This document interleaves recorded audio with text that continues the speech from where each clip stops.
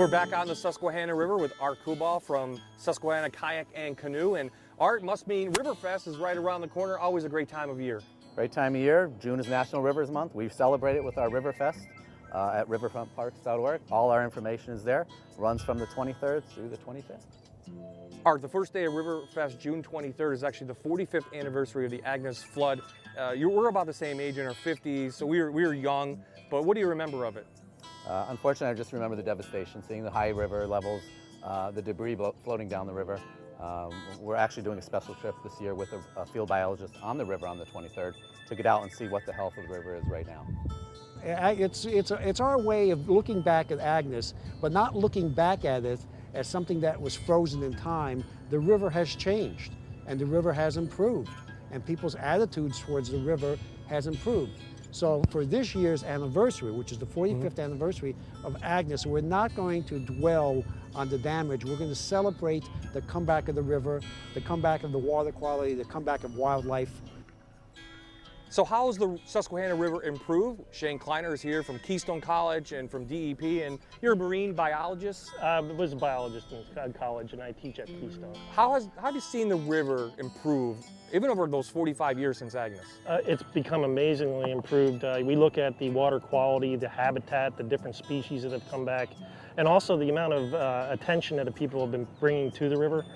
We've seen a lot of the water quality improvements. Of course, we have some place to go yet. I mean, we got some things we need to do, but we're looking at the insects are coming back. We've got osprey, we've got otter, we've got the fish are back. All those things are good indicators of how healthy this environment has become since 1970s.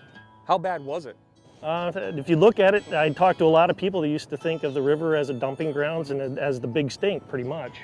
So all the stuff that was dumped in the river, the wildcat sewers, those types of things, which now are not allowed, we've seen some amazing improvements in the river. The first time I was on the river was in 1970, in an event called the first annual River Raft Regatta, and the river was pretty dirty and pretty menacing. 2 years later, Hurricane Agnes struck, and since that time people were thinking of it as threatening and menacing and degraded and denigrated. But in the last 20 or 30 years, it's come back to a point where now it's a recreational benefit to the Wyoming Valley and to northeastern Pennsylvania in general. We are in the Chesapeake Bay Wildlife Conservation Area, which means you've seen wildlife come back. And how have you seen it? What do we have around here? One of the big things that people are really starting to see a lot of are, of course, the osprey. The eagles have really rebounded very well. Number of breeding sites within this part of the river. The osprey, we even have one of the only cliff dwelling areas where osprey are native. But you're looking at the otter, the reintroduction of the otter that took place in 1980. I believe I'm talking to some people the other day about blue heron, for instance. You go down this stretch of the river and the blue heron that are here.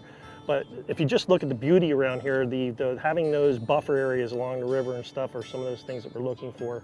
But a lot of people look at the bay as something that's down in another state. You don't have to worry about it. But I always try to bring people back to what is that you want to get out of your local area. So if you do that little part and that little improvement in your local area, you can see the benefits of that here. People are starting to believe in it again. Yep, and like I said, once the invent of the kayak, even though it's been around a lot, people didn't want to take the canoes down and stuff, but now the kayaks are so easy to transport and stuff. We're seeing a lot of people take advantage of that.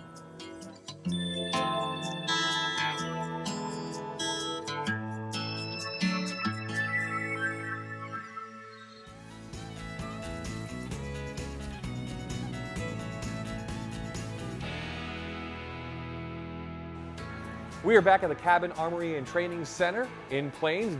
David Kaplan joins us once again, and for people who don't know, what is the Cabin? Cabin is the area's premier indoor gun range. We have 19 lanes, 9 on the first floor, handicap accessible. We have 10 on the second floor. We have range safety officers on staff at all times. We have a gun shop, a gunsmith, soon to be installed a simulator, and we have a cafeteria coffee shop, which will be going within the next 10 days. You have a full retail shop too. Full retail shop of all accessories, guns, bags, holsters, cleaning material, eyewear, ear protection. We have it all here at the Cabin. And one thing we did talk about are memberships, and we talked to Jessica about that a little while ago. What kind of memberships do you guys offer? Well, we have two different memberships. We have a basic basic cabin club membership. We have a premium membership. Depending on how many times you come a month, I would say maybe if you're going to come 2 times a month, the way that our rates work, you would be paying $36 just in range time alone. If you are going to come more than 2 times a month, we do recommend getting one of the premium or the basic cabin club memberships. You save a lot. You get a lot of great perks too. You get some gun cleanings by our gunsmith. You get percentages off of classes and accessories. You get guest passes to bring people into the range. And you get unlimited range time in 1 hour increments, which is really cool too. What's the difference between basic and premium?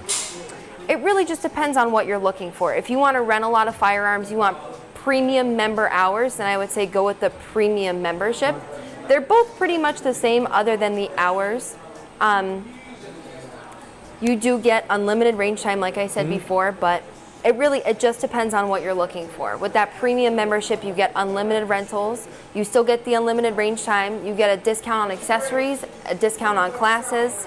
You get more gun cleanings, you get more guest passes. So it really just depends on what you want out of a membership. As Dave talked about previously, you don't need a membership though to come here. No, we are a public range, we are a public facility. So if you wanted to come in and just shoot, it would be $18 an hour. If you wanted to rent a pistol, it would be an extra $10 an hour, depending on what kind of pistol you rent, what kind of ammunition you're going to use. Eyes and ears are very cheap, it's about $2 each. Targets range between $1 and $2. It just depends on how long you want to spend here. So David, Jessica gave us some great information on memberships, but how can people find out about the cabin? Well, you can find us on Facebook, or you can find us on the web, thecabinrange.com. And you could also come down to 10 Pethick Drive. We're right behind Isabella's on 315 between the casino and the Woodlands. And you come and see us here, and we'll love to give you a tour and show you what we're all about here. Come on down to the cabin, get ready to lock and load. Coming up next on The Great Outdoors, we'll take a look around Weaver's Archery.